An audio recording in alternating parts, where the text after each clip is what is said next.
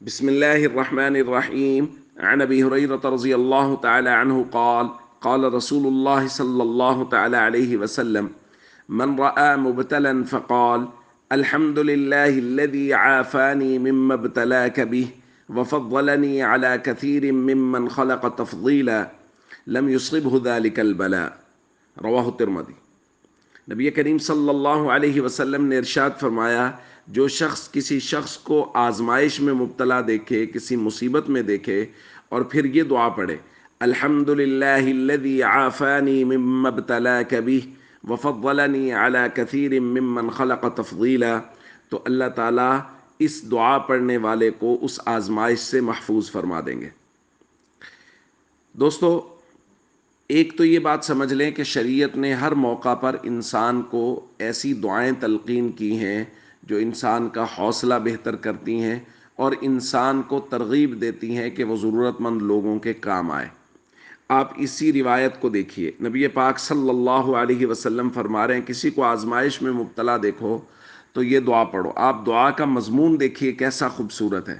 تمام تعریفیں اسی اللہ کے لیے، الحمد للہ الذی عافانی مما ابتلاک بہ، جس نے مجھے عافیت میں رکھا اس کی نسبت جو آپ کو آزمائش میں مبتلا کیا، وفضلنی علی کثیر ممن خلق تفضیلا، اور اپنی مخلوقات میں سے بہت سی مخلوقات پر مجھے فضیلت عطا فرمائی کہ ظاہر ہے میرے پاس وہ نعمتیں موجود ہیں جو ان کے پاس موجود نہیں ہیں۔ دوستو،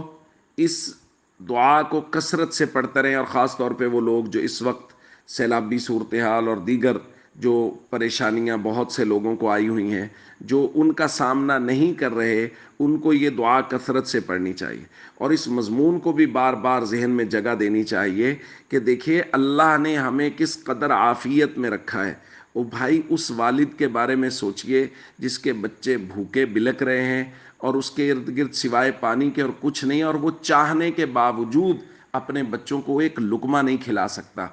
اور اس باپ کے بارے میں سوچئے جس کے بچے اس کی آنکھوں کے سامنے سیلاب میں بہہ گئے، اور وہ باوجود تڑپنے کے، باوجود دکھ اور تکلیف کے، وہ کچھ کر نہیں سکا۔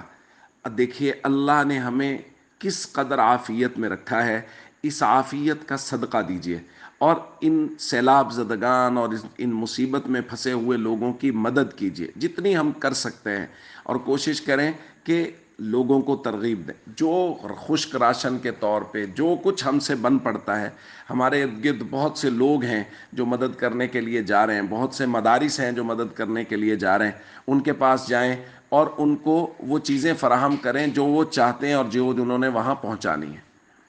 السلام علیکم ورحمۃ اللہ وبرکاتہ۔